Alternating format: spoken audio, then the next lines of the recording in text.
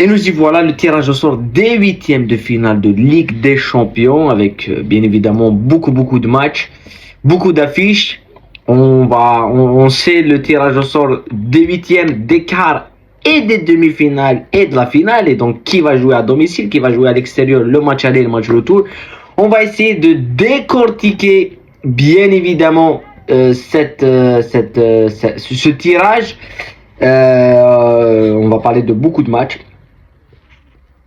Du Real Atlético, du PSG, Liverpool, des demi, des quarts. Tout ça dans cette vidéo analyse. Donc avant de commencer, n'oubliez pas de liker et de vous abonner à la chaîne. Donc on va commencer directement l'analyse des huitièmes de finale avec le PSG Liverpool. Je pense que c'est l'un des matchs qui sera le plus attendu puisque on a en face... moi, si je vais analyser globalement le tirage au sort, on sait qu'il y a des équipes qui ont montré de bonnes choses depuis le début de saison et surtout le Liverpool qui est leader de PL, leader de la Ligue des Champions, qui a battu pas des petites équipes. Oui, c'est vrai qu'ils ont joué face à... Mais ils ont quand même battu le Real net sans bavure. Ils ont mis 4 buts à Leverkusen. Voilà, donc c'est une équipe qui est très solide, on va dire ça. Et en championnat, ils sont intouchables. Oui, ils font un nul à Aston Villa, mais Aston Villa c'est une équipe monstrueuse et qui est déjà là. Aston Villa, ils sont là aussi en Champions League. Donc c'est pas uniquement un tirage, c'est un tirage plutôt difficile, je pense, pour le PSG, parce que le PSG c'est une équipe qui est bonne, qui paraissent bien, c'est l'une des peut-être aussi des top 5, des top 4 favoris en Champions League, parce que dans le tirage des huitièmes, et même on l'a vu face à Brest, face à City et tout, c'est une équipe qui est invaincue en Ligue 1, donc c'est pas une équipe facile aussi le PSG. Mais ça va être difficile pour le PSG parce que je pense que Liverpool, déjà le retour sera en field. Est-ce que mentalement le PSG a la capacité mentale de résister à Anfield? C'est ça qu'il faut se poser comme question. Parce qu'il faut dire une chose, le PSG, pourquoi je dis ça? Pourquoi je dis est-ce qu'ils ont la capacité? Parce que la saison passée, on se rappelle tous de leur déplacement à St. James Park, qui est un stade qui a une atmosphère très chaude en Angleterre, et on les a vus prendre 4 buts, disparaître complètement. Et cette saison, ils sont allés à Arsenal, ils ont pris une gifle aussi.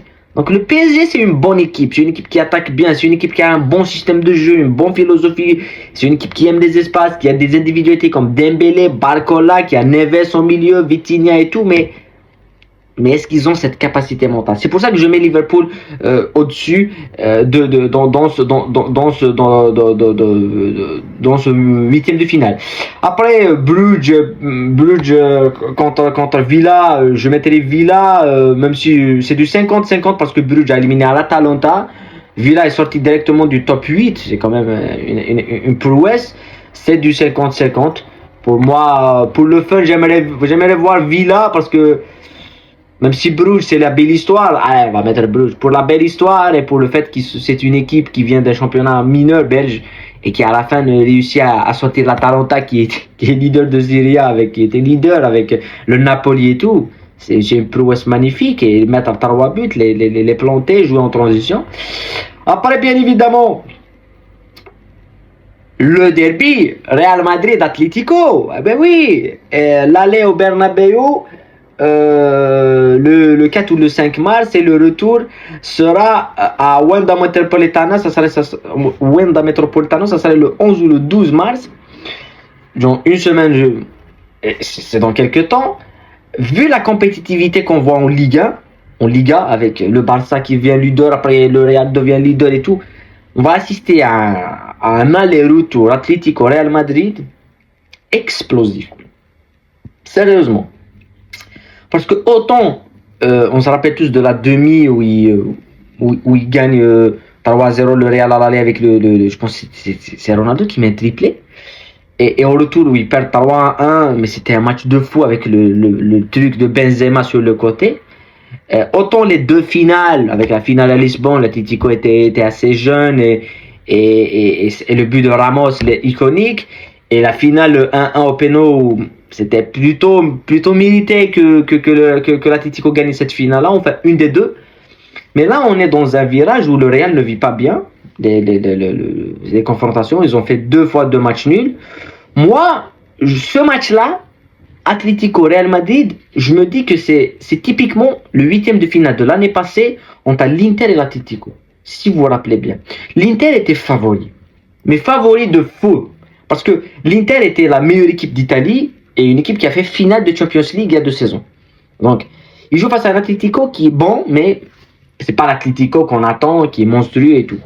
Et au final, ils gagnent l'Inter 1-0 à l'aller, et au retour, ils vont au penalty, c'est l'Atlético qui... Donc moi, je pense que Simeone, dans sa tête, c'est de ne pas prendre l'eau au Bernabeu, ne pas perdre. Pour lui, ne pas perdre au Bernabeu, et puis chez lui, il va faire ce qu'il fait souvent, c'est-à-dire il va défendre, il va essayer de marquer ce but, il va aider... Donc, on sait déjà comment Simeone va jouer, mais ce qu'on ne sait pas, c'est comment va jouer Ancelotti. Parce que si Ancelotti joue comme il a joué il y a quelques jours face à l'Atlético en championnat, il va mourir. Sincèrement, parce qu'il a laissé des espaces, il a laissé beaucoup de choses, et cette fois-ci, ça ne va pas passer. Parce que ce jour-là, quand ils font 1-1 avec le but d'Mbappé, il faut juste se rappeler que Griezmann n'existe pas dans le match. Donc, est-ce que Griezmann ne va pas exister dans les 2 matchs? Moi, je pense pas. Je pense que sur un des 2 matchs, Griezmann va faire quelque chose. Et quand Griezmann est là, l'Atlético, c'est pas la même. Donc, je pense qu'on va assister. Je vais pronostiquer, je vais dire Real Madrid parce que c'est pour l'histoire, c'est pour le fait que le Real Madrid est toujours au-dessus de l'Atlético. Mais attention. Attention, c'est du 50-50. C'est pas un match où le Real Madrid est qualifié, c'est du 50-50 et c'est ça un match qu'on va suivre, bien évidemment, avec la Liga. PSV Arsenal, je mettrai les Gunners pour une raison assez valable.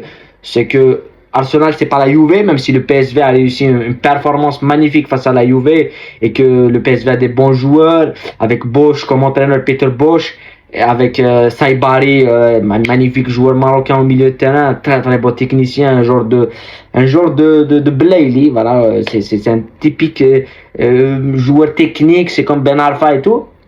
Mais Arsenal, déjà ils jouent le retour chez eux. Et Arsenal, il faut juste, Arsenal c'est dans les top 4 aussi, je pense qu'on a Liverpool, on a le Barça, on a Arsenal, ça c'est les équipes qui sont en forme, c'est pas des équipes. Parce qu'après, il y aura le Real Madrid parce que le Real Madrid est toujours favori. Il y aura le PSG parce que oui, ils ont une bonne équipe. Il y aura le Bayern aussi parce qu'on va toujours les mettre comme favoris. Mais tu as quand même ces 4 équipes. J'ajouterai les Leverkusen aussi. C'est des équipes qui sont au top cette saison. Et donc, je pense que Arsenal va passer. Maintenant, on va passer à la deuxième partie du tableau avec le Barça qui va rejouer Benfica. Cette fois-ci, ça serait en aller-retour. Et l'aller, ça va être au stade de la Luz à Benfica. Et le retour au Montjuic. Je mettrai le Barça favori parce que je pense pas que le Barça a déjà échappé au piège de Benfica. Et je pense que oui, le match aller va être chaud parce que le Benfica voudra impérativement prendre sa revanche. Ils se sont sentis un petit peu volés, l'arbitrage et tout, ça a parlé beaucoup de ça. Mais je pense que tu peux pas parler de vol. Tu peux parler de vol si c'est 1-1, 2-1, 3-1. Tu mènes 4-2. Tu mènes 4-2. Genre, rien ne peut t'arriver. Et quand même, tu perds le match 5-4. Donc, je pense que c'est une faute professionnelle. Et Bruno Lage a plus blâmé ses joueurs que l'arbitre en conférence de presse. Il est venu, il a dit oui, l'arbitre, peut-être il y a penalty sur le dernier but, mais c'est mes joueurs qui ont perdu le match.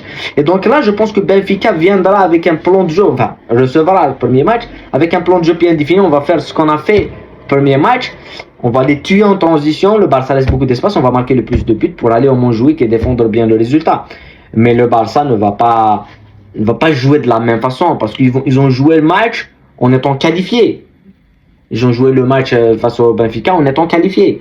Ça va pas être la même chose, ça va pas être la même façon. C'est pour ça que je mets le Barça favori parce que pour moi ils sont au-dessus en matière le Barça cette saison ils sont cliniques. T'as Rafinha, t'as Yamal, ça marque, t'as Lewandowski, ça va marquer. Ça va marquer, quoi que tu fasses ça va marquer. Ça encaisse mais ça marque des buts. Bayern, Lille, je mettrai Lille. Pourquoi? Même si Le retour sera à Lille. Et Lille a quand même battu le Real, a battu l'Atlético Madrid. À l'Atlético Madrid, hein. C'est pas en battant l'Atlético chez eux. Voilà. Et c'est une équipe qui a un entraîneur Genesio que j'aime bien, qui produit du beau football. Je mettrai Lille. Voilà. Même si j'aime bien Dortmund et je veux bien que Dortmund passe aussi, mais pour moi, Genesio mérite quand même d'aller en quart de finale. Il l'a déjà fait avec Lyon. Il est allé en demi-finale dans le Final 8 en 2021. En éliminant City, en éliminant la Juve de Ronaldo, City de Guardiola et en s'inclinant en demi contre le Bayern. Bayern Leverkusen, derby classique allemand, Bayern Leverkusen.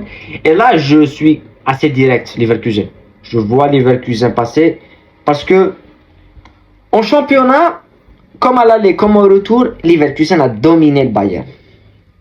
L'année passée, ils leur ont mis 2 claques. Cette saison, ils les dominent. Mais à la fin, le Bayern s'en sort. Et on a vu le Bayern face à Celtic dans un match où tu as de la marge. Tu as une grande marge. Tu peux facilement gagner 2-0, 3-0. Si c'était le Bayern d'il y a quelques années ou le Bayern normal, ordinaire, Celtic, ça prend 3-4 buts. Voilà, au revoir. Là, ils ont failli aller en prolongation à l'Allianz Arena face au Celtic. Je pense qu'il y a un problème de jeu au Bayern.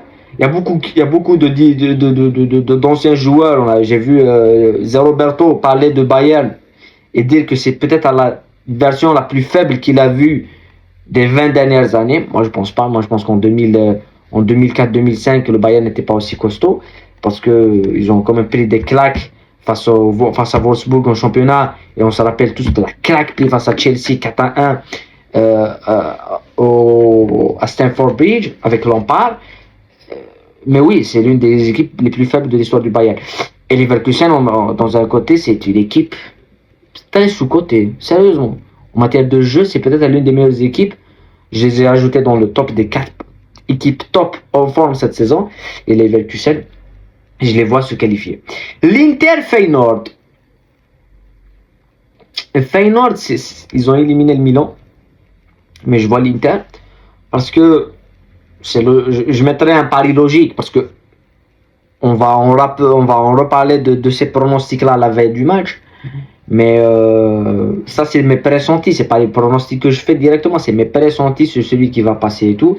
Je vois l'Inter passer parce que l'Inter est assez costaud. Même si Feyenoord élimine le Milan, mais à 10. Je pense que le Milan a fait l'erreur de Théo qui prend un rouge bête et qui laisse son équipe à 10, qui amène cette égalisation et cette élimination assez triste pour les Milanais. Mais l'Inter reste quand même au-dessus. Parce que l'Inter, oui, il y a un passage à vide où ils font des nuls, ils sont pas en forme et tout. Mais ce passage à vide va passer et l'Inter va revenir. Et quand ils vont revenir, ils vont écraser tout le monde. Et tout le monde le sait en Italie. Ils disent, si le Napoli ne prend pas des points d'avance, si l'Atalanta, l'Inter, quand elle va revenir, elle va devenir champion facilement. Et c'est ça que je dis. Voilà. Après, on a les demi et les quarts. Bon, les quarts, peut-être, on aura possiblement, selon ce que je mets là, Liverpool Bruges ou Liverpool. Je vois pas le PSG passer. Moi, c'est ma vision. Peut-être que le PSG peut passer face à Liverpool, mais je les vois pas parce que Liverpool c'est l'anti-jeu de possession, l'anti-jeu de transition rapide. C'est eux qui vont la faire, la transition rapide. C'est pas toi. Et c'est une équipe clinique, c'est une équipe qui protège bien le ballon. Mais peut-être on aura un Real Madrid Arsenal en quart de finale qui est immense. On aura peut-être un Liverpool Real Madrid en demi-finale avec un possible retour à Anfield, ça serait énorme. Voilà, le Barça Lille, Barça Dortmund ou Leverkusen Inter. Il y a déjà un match Leverkusen Inter dans la saison régulière où le Leverkusen a gagné 1-0 à la dernière minute. On aura possiblement un remake, soit avec le Bayern, si le Barça passe, soit avec l'Inter. En tout cas, il y aura des affiches exceptionnelles. J'étais sceptique pour cette version de Champions League, mais elle est bonne. Elle est bonne, on n'a que les tops équipes. Ceux qui sont arrivés là, ils le méritent. Parce que si par exemple là on voit City ou la Juve ou voilà, je me dirais non, ça ne mérite pas. Parce que City ne mérite pas d'aller aussi loin. La Juve aussi ne mérite pas. C'est PSV qui mérite, c'est Feyenoord qui mérite. Ces équipes-là méritent parce qu'elles ont éliminé les meilleurs. Voilà. Donc, c'est mon analyse de ce tirage au sort. On va, bien sûr, évidemment, les huitièmes se joueront le 4 et 5 mars et le retour le 11 et 12. Les quarts finales, ça serait le 8 et le 9 avril, le retour le 15 et le 16 avril. Et les demi-finales, ça serait le 29 et le retour le 6 à 7 mai. La finale, ça serait bien sûr le 31 mai à Munich. Voilà, c'est mon analyse. On se retrouve là bien évidemment pour débriefer la majorité des matchs, les pronostics, vos pronostics pour les huitièmes, pour les quarts, pour les demi et peut-être pour le vainqueur final. Il y aura beaucoup qui vont dire Real, il y aura beaucoup. Voilà, c'est l'histoire de la Ligue des Champions et c'est la meilleure compétition de foot de club en Europe. Voilà, prenez soin de vous, la paix sur vous et à très très bientôt.